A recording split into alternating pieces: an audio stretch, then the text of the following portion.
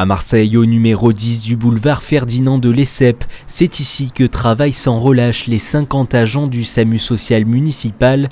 Tous les jours de 7 h le matin à 1 h 15 la nuit, 2 équipes se relaient pour assurer les maraudes.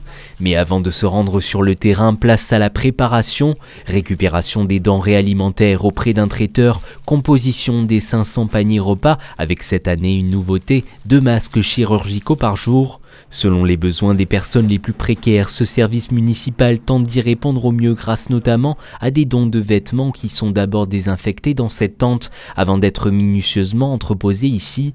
Mais cette année, avec la crise sanitaire, les demandes des plus vulnérables sont de plus en plus importantes. 1000 colis alimentaires ont été distribués au cours du dernier confinement.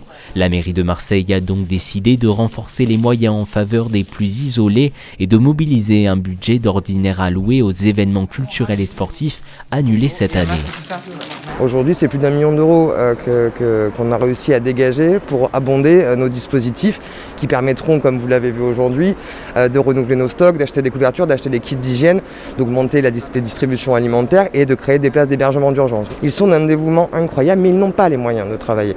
Aujourd'hui, d'avoir un volet de fonctionnement qui est de 43 000 euros, vous imaginez bien qu'à l'échelle de notre ville, c'est parfaitement impossible. Et donc, c'était le règne de la débrouille.